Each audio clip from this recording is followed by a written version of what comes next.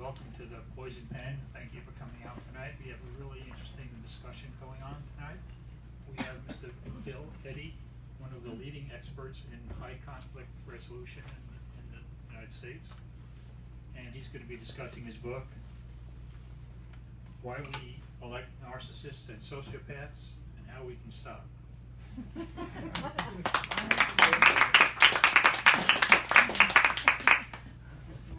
Bill is a lawyer, therapist, mediator, and co-founder of the High Conflict Institute. He obtained his law degree from the University of San Diego, a master's degree of social work from San Diego State University, and a psychology degree from Case Western Reserve University. So the rest of us are slackers. Yeah. And he is taught at the University of San Diego School of Law, and currently provides training to professionals worldwide on the subject of managing high conflict personalities. And he's written many books on the topic. And of course, this is the last one.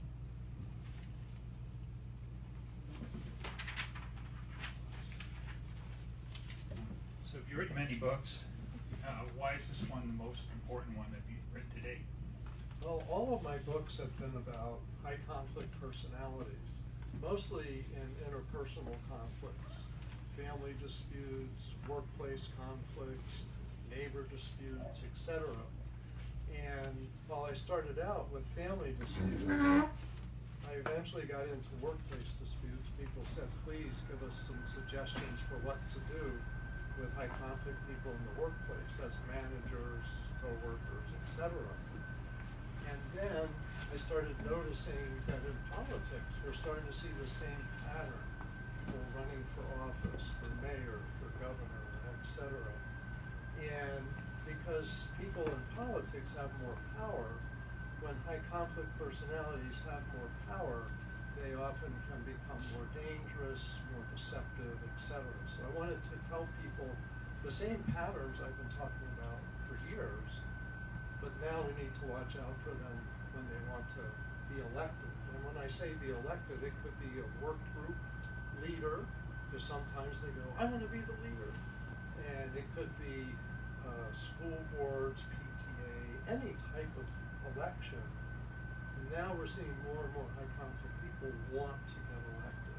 And we need to really not give them the power over us that they want. And why do you think there are more people, high conflict people in politics now than 15, 20, 25 years ago? I think the culture has changed around elections, and that as people mix and mingle, we get to know other people, we meet a lot of people we don't know, that high conflict people realize, oh, I could get elected.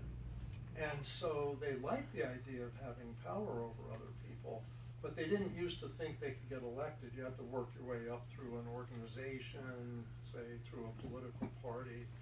Now you can get elected just by getting attention. And so you don't have to have any experience or skill to run for political office. You just have to get a lot of attention. And they're really good at getting attention. You also need a little bit of money. But you need a little bit of money, but also you need to get other people with money to think that you can be a hero, that you're going to be an incredible person. And they're good at creating an image of being a hero, even when they're not. So that's where you get the narcissist and the sociopath into politics? Yeah, and characteristics, and I've been dealing with these personalities and families, high conflict, divorce, workplace disputes, etc. And it's the same pattern. So narcissists, and a lot of people talk about narcissists today, and research says they're about 6% of the population. But characteristics people think of is that they're self-centered. But if they're truly a narcissist or have a personality disorder or traits, they're much more than self-centered. They lack empathy. They use people to step on to get to be in a superior position. And so they like the idea of being above people. and they have grandiose ideas, which can make people follow them, invest in them, elect them, but it also means that usually these aren't realistic, and so they're not really going to come true. People lose money to narcissists all the time. They give them things they should. So that's one. But sociopaths is maybe even worse. They'll blatantly lie, misrepresent, and they can be more cruel and maybe even enjoy being cruel. And so when you get these two personalities getting into positions of power over the people, getting elected, they're the most seductive personalities in the world, but they're also, in many ways, a couple of the most dangerous.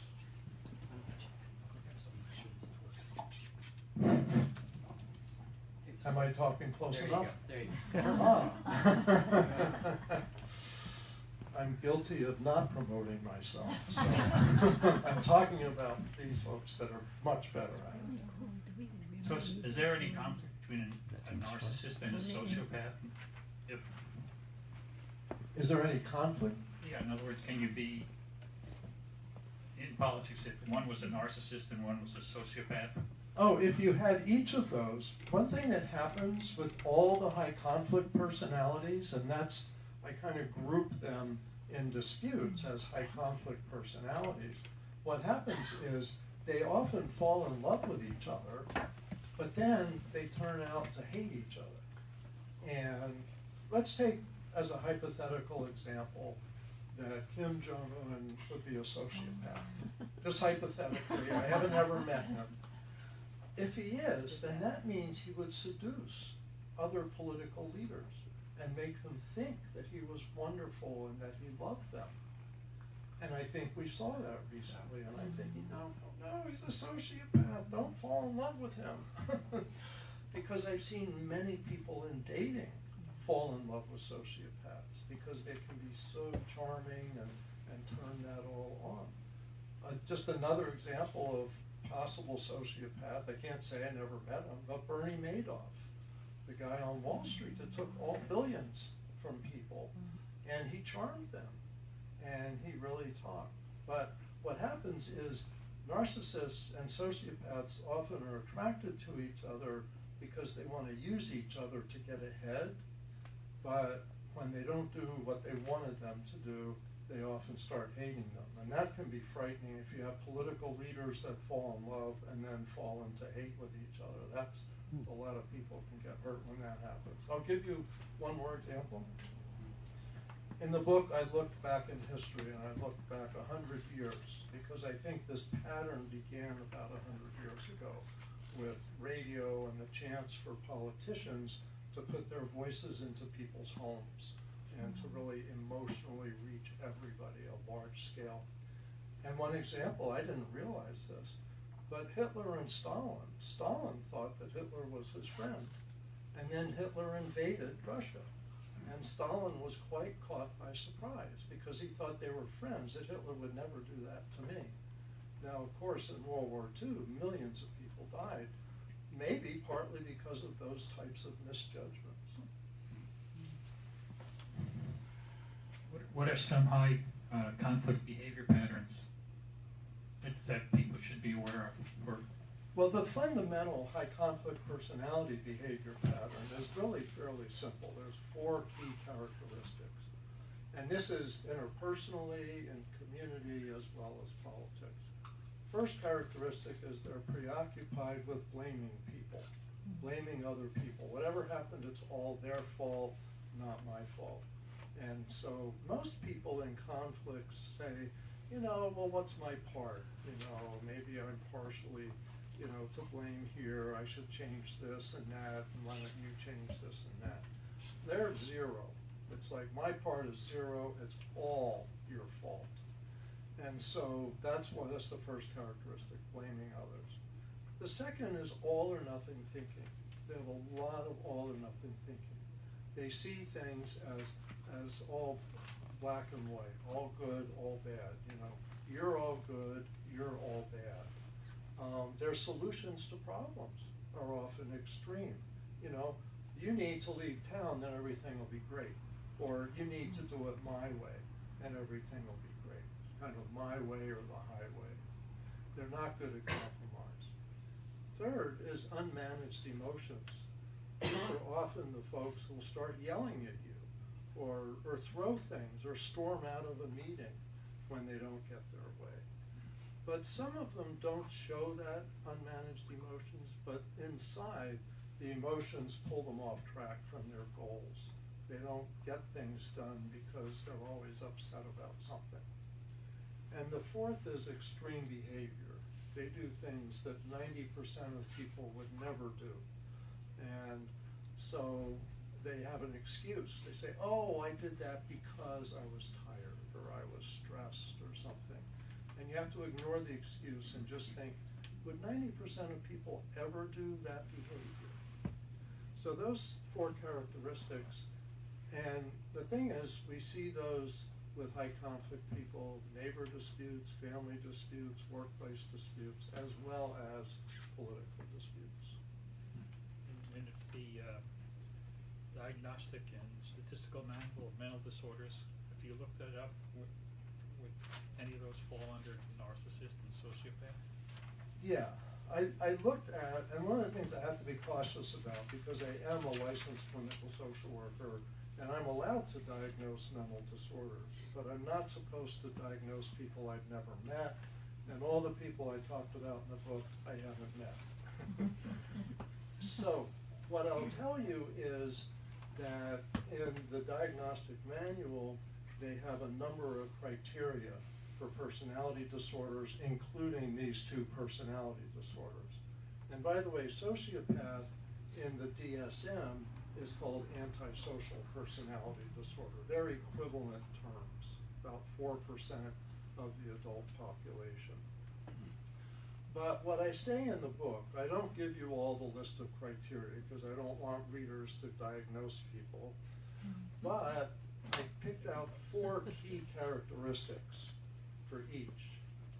And I can tell you those, but you'll probably think they fit the people in the book, but that doesn't mean they have a personality disorder. So for example, narcissists, they always want to be superior, be seen as superior. They have grandiose ideas. They have fantasies of unlimited power, which makes them dangerous. And they have a lack of empathy. Now there's several other characteristics, so I don't diagnose anybody, but I say they probably have some traits of this.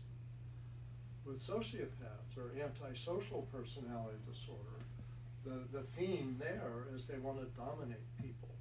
They like pushing people around, being in charge of people, maybe even being cruel to people. They're very deceptive. People who chronically lie tend to be people who are sociopaths. That's not a characteristic of narcissists who exaggerate a lot, but the people that lie a lot tend to be sociopaths. They con a lot, so they're very deceptive, misleading. They'll create a false character and make you think this is who they are. They'll take your money to do a job and then you never see them again. They're highly aggressive, and they also lack remorse. They don't care if they hurt people while they try to get what they want. So those are the characteristics I talk about in here, but I say these are traits.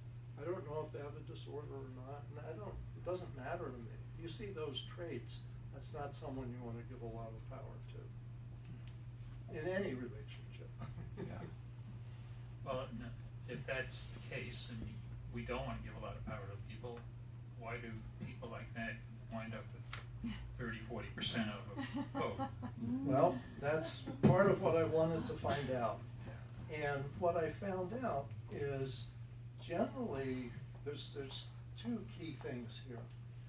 One is both of these personalities can be extremely charming. They turn on the charm, and they can really convince people that they're wonderful. They put all this energy into their image. And so, you know, the average person isn't prepared for that. They think people are pretty much what they say they are. These folks aren't. They're an exaggeration or a pure deception. And so, oh, there's some seats up here if you wish. So. Don't it be really- shy. Don't. We have room for more. I forget which question I was answering. Can you remind me, because I had a good thought. Sure. You guys can come up for also if you want to, you know. Still have space? There's two right here. The question was why, Oh, The why Bush we do Racers. elect them. yeah, why Yeah. a percentage of people vote for them? Right, so part of it is what they do. They're very seductive, create an image that's very appealing. If everything they said was true, everyone should vote for them. I mean, it would just be a wonderful world. They promise you the world. And if you think of it like dating, you know, watch out for people that promise you the world. But that's part of it. Part of what I learned looking at this is that they also divide people. So typically 30 to 40% of people will follow narcissists and sociopaths. Partly maybe even a genetic tendency, you know, that some people kind of are comfortable with the strongman idea. And research around the world is showing that 30 to 40% of adult populations like the idea of a strongman. And so they would vote for someone like that. So part of it's what's inside of us. But what I realized is there's 4 kind of voter groups, and that these personalities are good at dividing them. So the 4 voting groups, first of all, they appeal to 30 to 40% of people who become what I call loving loyalists. They think they're wonderful, believe what they say, and will follow them. Then there's what I call the riled up resistors, and they see the opposite.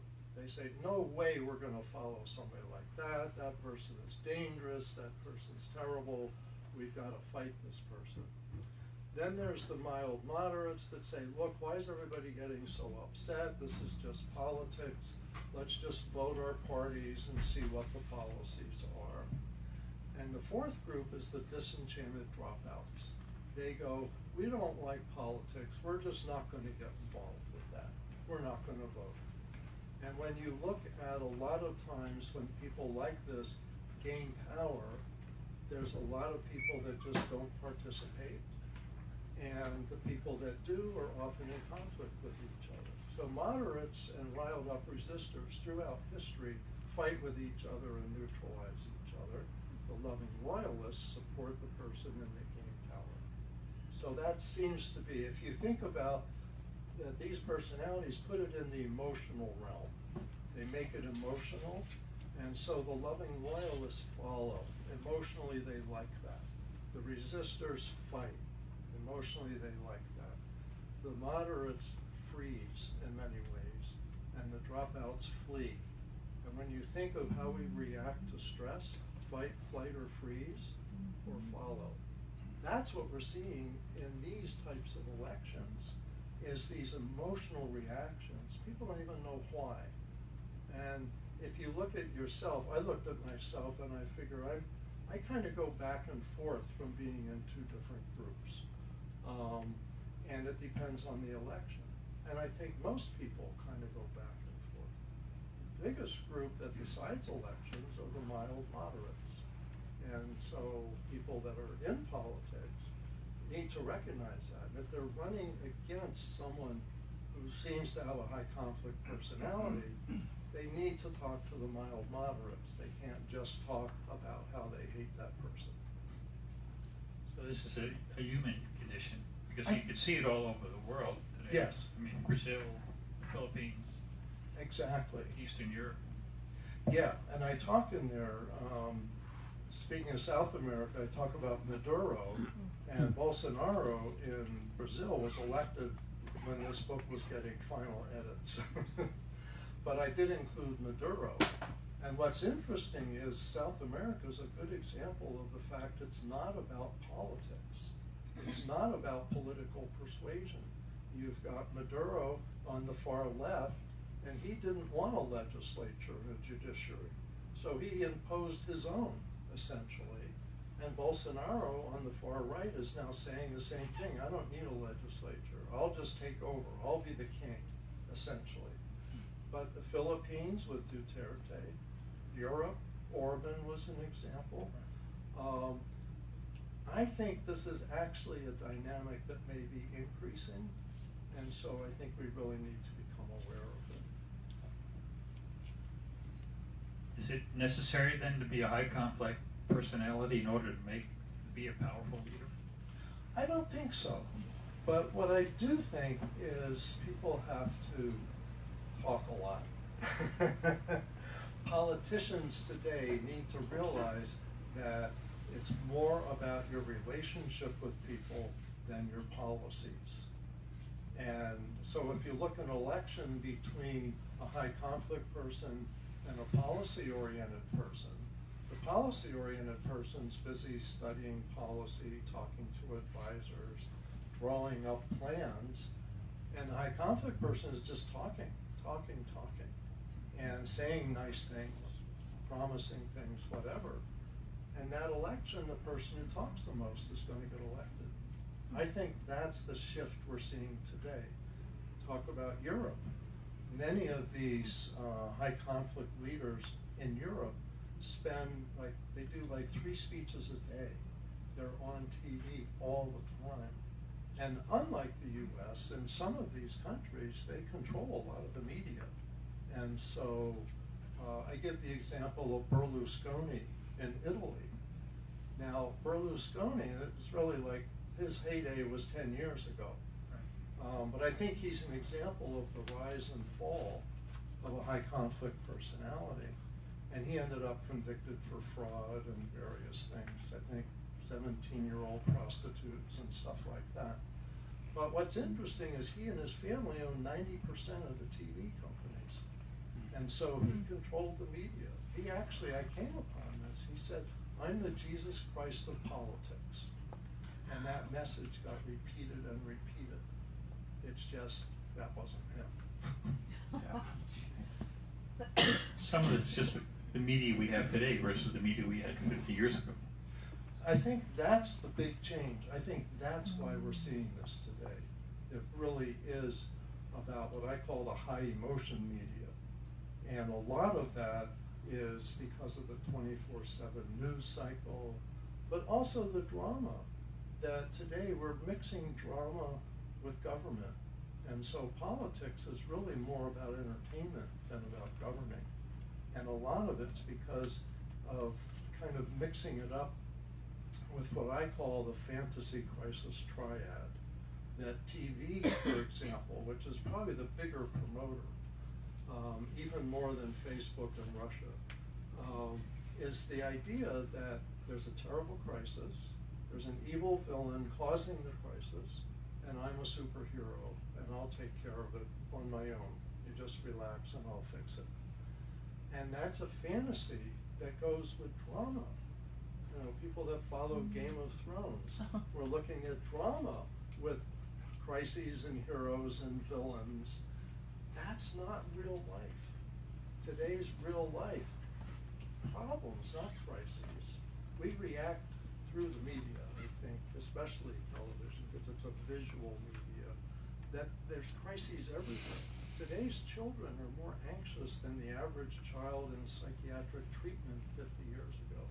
And I think everything's a crisis, and that's the message they get.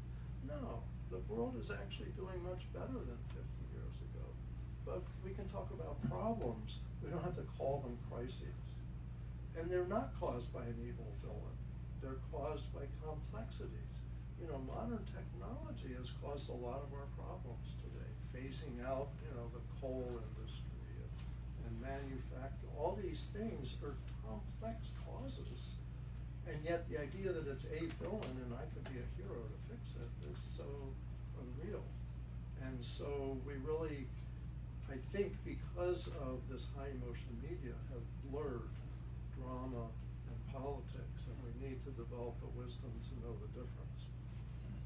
Yeah, but in discerning what's a lie and what's true, how often, how long would you listen to that lie before you realize there is no crisis or this isn't true?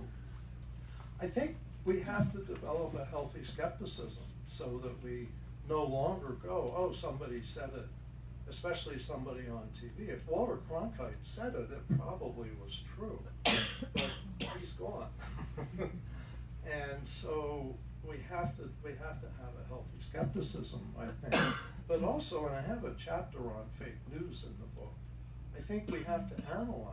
When someone says there's a crisis, we have to go, is this really a crisis? Who says so? Is that a credible source? What do other people say who know about that area of problems? Getting our news from more than one source is so important, I think. And trying to get news media give us more information. Is this a problem or isn't it? Give me some research on that. I want to understand. And what are the numbers?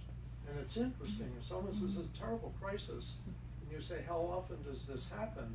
Well, this happens maybe once in a million times, like lightning strikes. And you go, oh, well, I thought this was something that everybody had to deal with. I'm not going to change my life because lightning strikes and kills 5 people a year. But some other problem maybe I have to deal with. So there's so much misinformation that people don't stop and think. My goal is to get people to stop and think. I don't have a political orientation here. My goal is to get people to stop and think. Yes, but if you break into the 4 categories, 25%, you're never going to win. The other 25% are already on your side. So, and there's 25% who don't care. So you're really only talking to 25% of yeah, well, I think educating everybody so they don't become the 25 to 40% that will follow a strongman leader, which never works out well, by the way. It's always just a fantasy. But I think we have to educate everybody about this dynamic, because people do move between groups. Like, you know, people become mild moderates after being loving loyalists or riled up resistors. And what's interesting, a lot of young people are the disenchanted dropouts. And I dedicated the book. I should tell you how I dedicated the book. I dedicated it to young voters everywhere. May you avoid the mistakes of your elders. So more than anybody, I hope young people read this and think about it, because they're just not participating, and it's their future. I think they're going to see more and more of this, so they better learn about it now. In the book, by the way, You mentioned 10 common mistakes with conflict personalities. Yeah. You can use the book as a reference if you go through all 10, but I think some of them are really interesting. Sure. What I did is I looked at 11 different high conflict personalities who became leaders, in my opinion. And I'm okay saying they have high conflict personalities. I don't say if they're narcissists or sociopaths, because high conflict personality isn't a diagnosis. But what I said in here is, first of all, people miss the warning signs. They go, oh, this is a wonderful person. They're saying what I've always wanted to hear. To me, that's always a warning sign. If I really, really like what somebody says, I go, wait a minute. And we teach people that when they're dating also. If someone totally sweeps you off their feet, be careful. Believing in the fantasy crisis. And it's interesting, this idea of the fantasy crisis triad, that they say there's a terrible crisis, evil villain, superhero. Is the place to start is really focused on the crisis. Is there really a crisis? Because that's how high conflict people get elected. They don't have skills to govern, and if they ran as an ordinary person, people would go, well, that person has no experience. The only way they get elected is to say there's a crisis and that they're a hero and that there's an evil villain. So watch for that pattern. And a lot of people have believed in the crisis. Believing in the fantasy villain. The idea that somebody's absolutely terrible and the cause of all of this. Nobody's as terrible as they're being said they are. but nobody's as big a hero as they're saying. So again, it's getting people to question, getting them to think. Believing in the fantasy hero, of course. What's a mistake that I think a lot of people make is they attack the fantasy hero and say, well, he's stupid, he's dumb, I don't agree with him. But they still let the crisis get in under the radar. And as long as you believe there's a crisis and reinforce that, things are going to be skewed. There's problems today, but most of them aren't a crisis. And then the groups hating each other. So mild moderates go, well, I don't know why these people are fighting, I'm sick of both of them. The dropouts say all those political people, it's all the same, all the candidates are the same, it doesn't matter, so we're not going to participate. That's a big part of it. So all these groups, if you're a riled up resistor, don't hate the loving loyalists. They don't know what's happened exactly. Be respectful of them. Maybe you can educate them, maybe they're not interested, but don't hate them and don't act like they're stupid, because that reinforces the problem. It's genetic. Yes, it's lunch today. Okay. I'm going to try to look at my numbers tonight and see how they did. So then, how can you prevent high conflict personality people from getting elected in the first place? Well, I think, and I have 5 chapters on that. So the first thing is that in politics today, relationships are everything. That people really need to realize, voters, volunteers, and candidates, that you have to put energy into your relationships. And that's what these folks do and why they get elected. They spend a lot of time saying how wonderful, they love their voters, their followers. So reasonable politicians need to say, you matter to me, I want to listen to you, I have empathy for your struggles, and that's going to be more important than my policies. You have to realize that. You have a lot of policies, they might be great, but if you don't pay attention to your relationships, you're not going to get elected. Also, I talk in there about spotting the high conflict personalities, that being able to see that, are they preoccupied with blaming, or they have all or nothing solutions, unmanaged emotions, extreme behaviors, or threats of extreme behavior. Those warning signs aren't that hard to see. Also educating people about the fantasy crisis triad. Ask yourself, and that's how I end the book, you really need to ask yourself 3 questions over and over again when it comes to politics. Is this really a crisis? Is this really a villain? Is this really a hero? I also talk about be as assertive as high conflict people are aggressive. They talk every day about what a jerk and how stupid and how low energy people are. And you've got to be assertive about responding to that and say, here's information about me, here's what I want to do, and here's why that's all or nothing thinking, so that's not going to help us. And so point out what they're seeing, but not attacking the person. If you attack back, you just look like you're another high conflict person.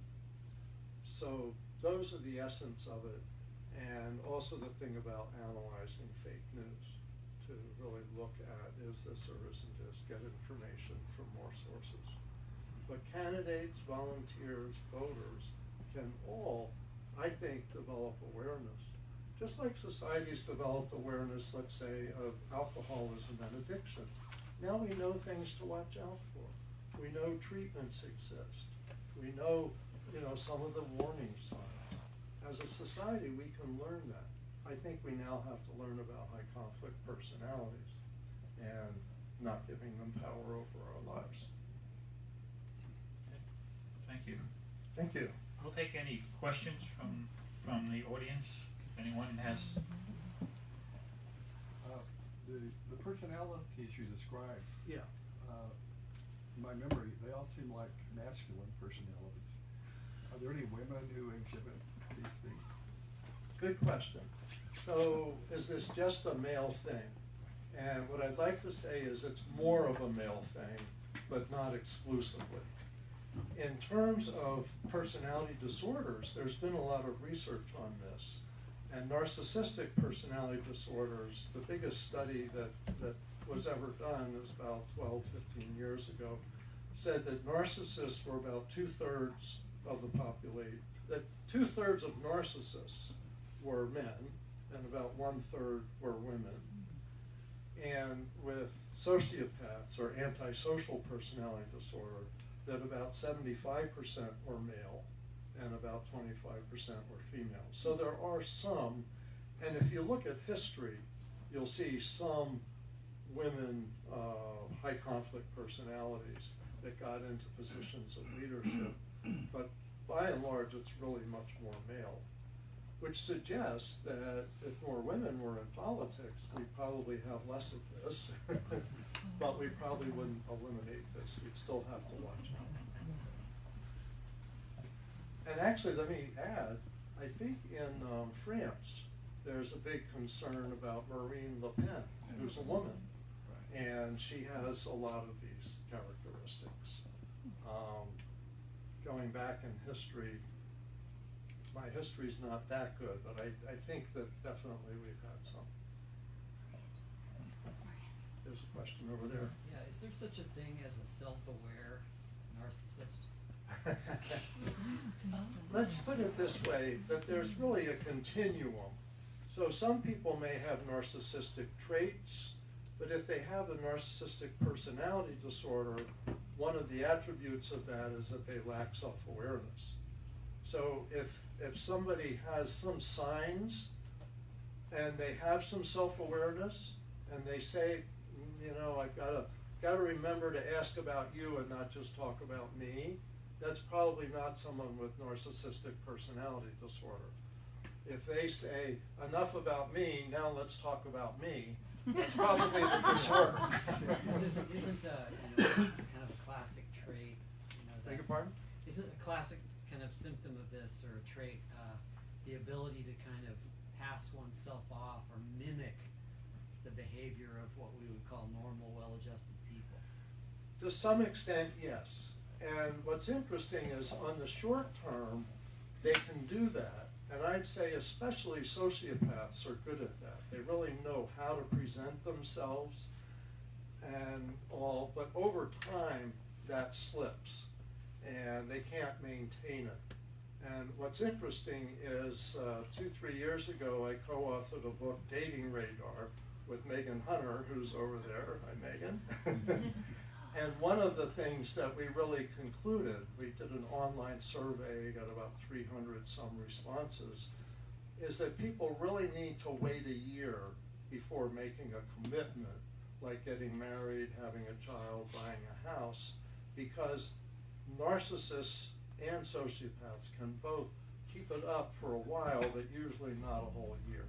Maybe after 6 months it starts to show they're really out for your money, or they really are abusive, or something like that.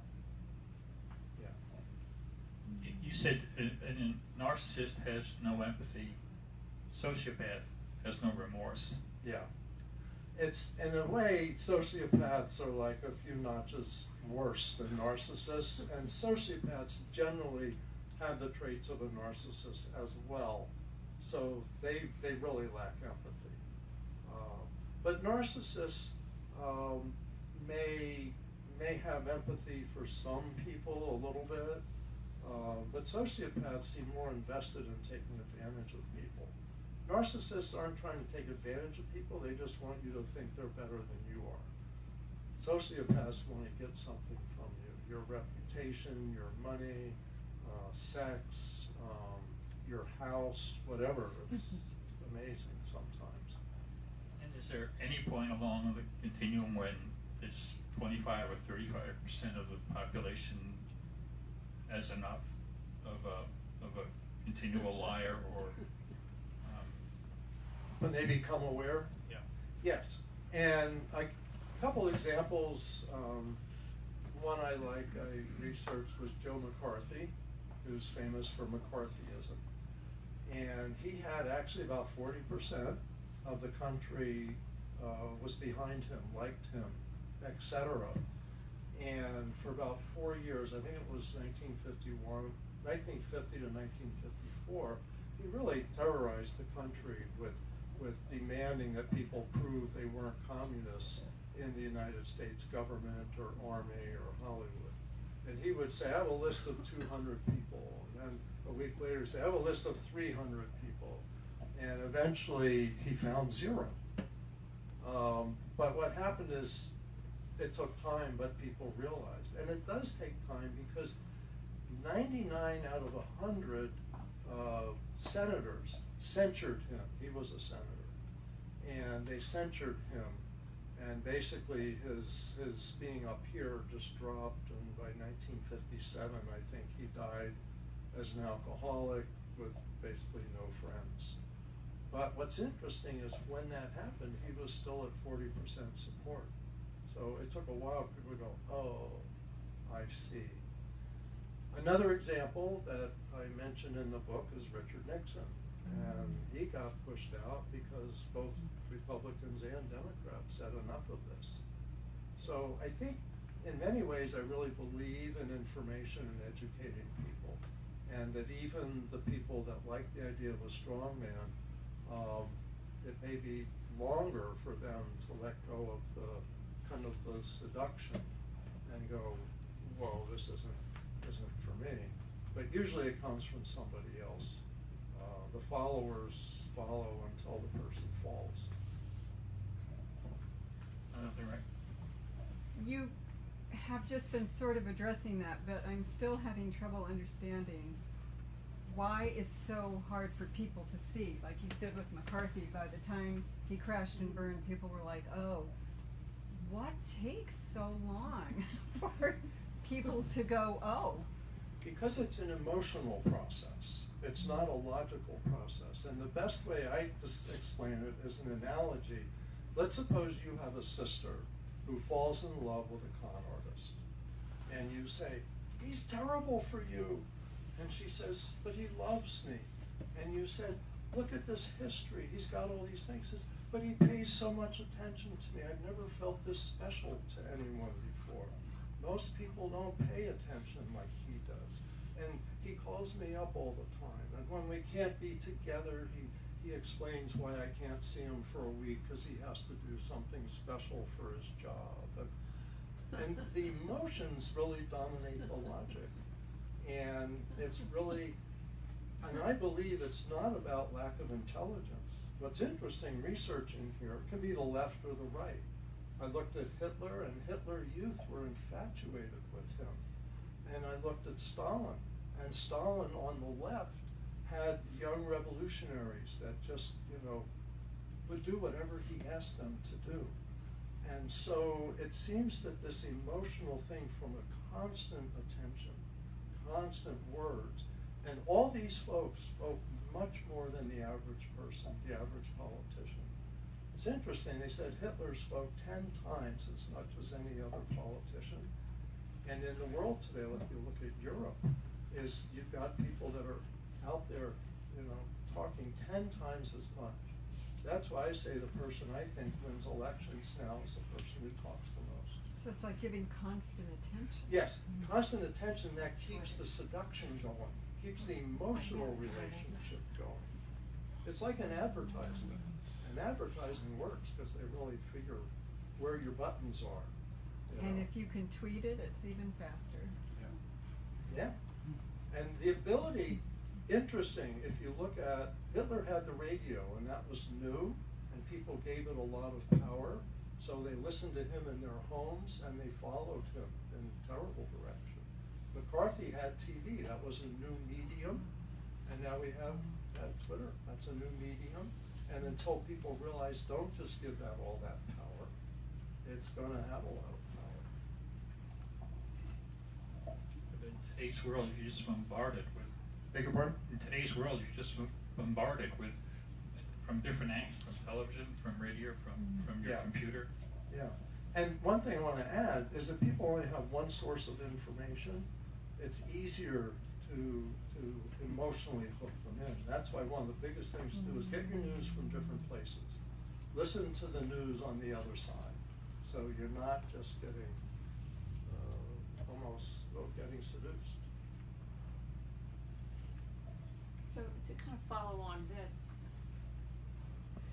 when there's a narcissistic or antisocial person who behaves in morally reprehensible ways, and people still follow them, they let go of their ethics, their morals, and still follow that personality, how does that emotional process work? How do you get away from that? It's fascinating you're raising that, because people really feel like this is our person.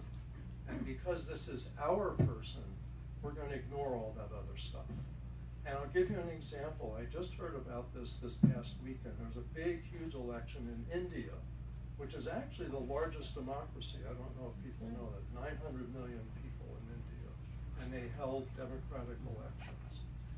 And what was interesting was to hear, I think it was on Fareed Zakaria, he's got a news program, is a third of the candidates who won office for the legislature have been convicted of a crime or have been indicted or something like that for a crime.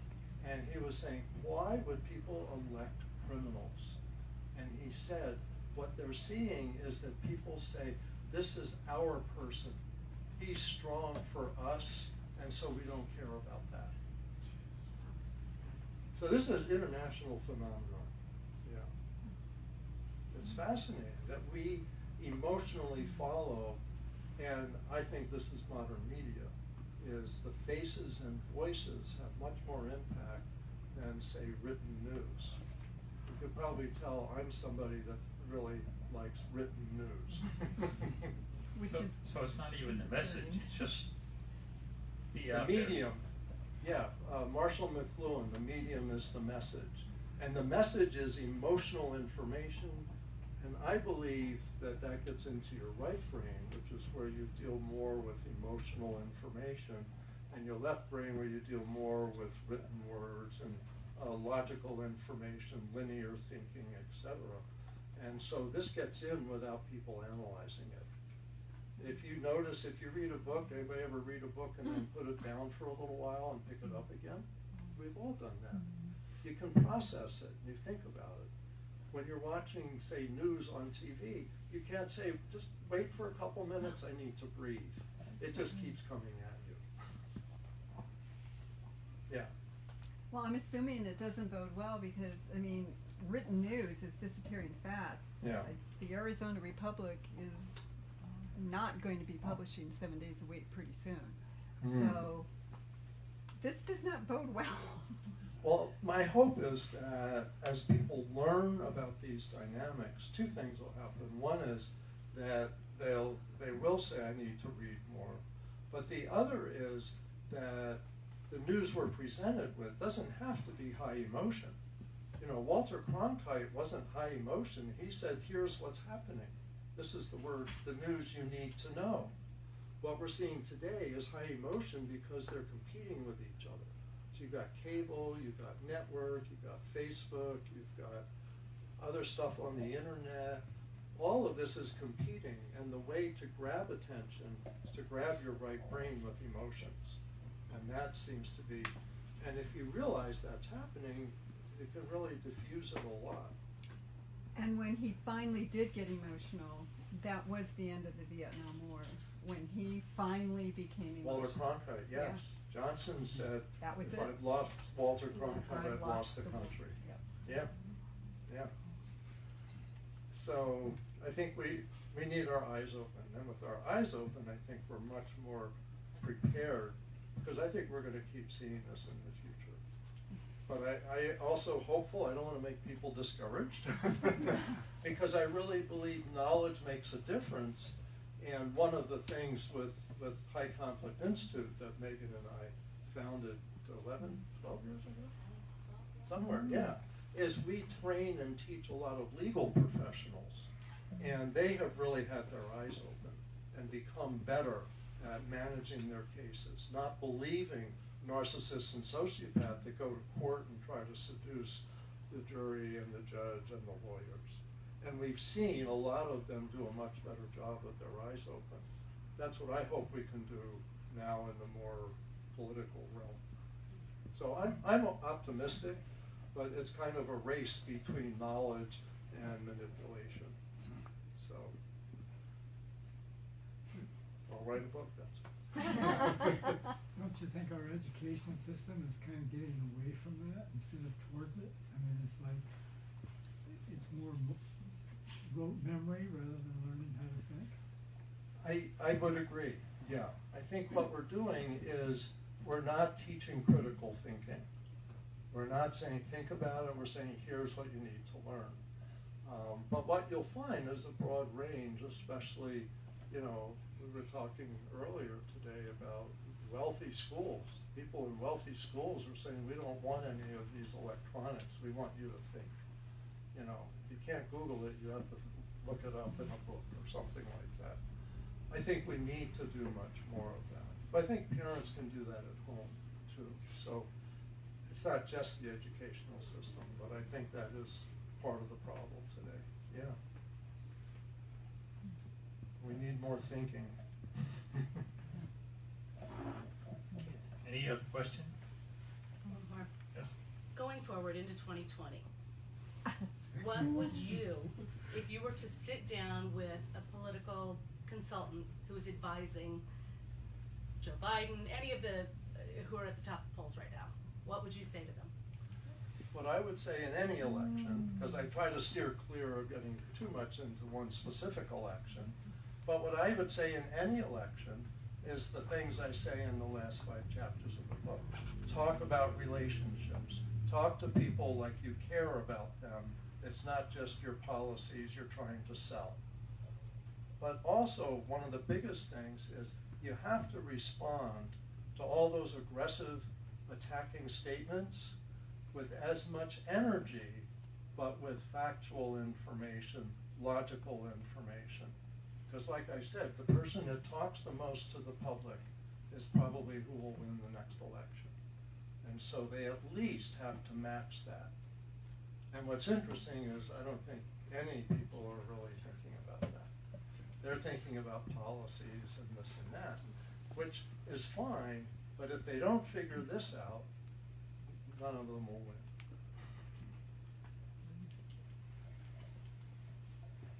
Okay. Any other questions? Okay, well, thank you very much. We really appreciate it, Bill. That was really interesting. Thank you for having us.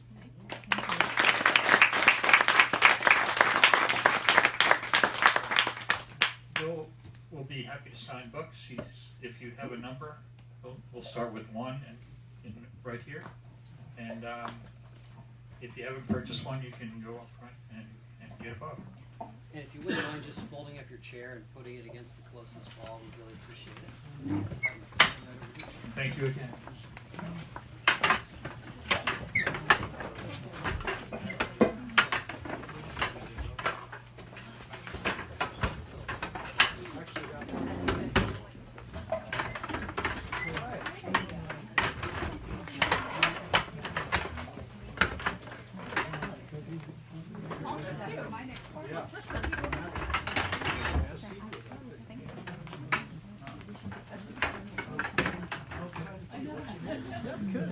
Oh, that's okay.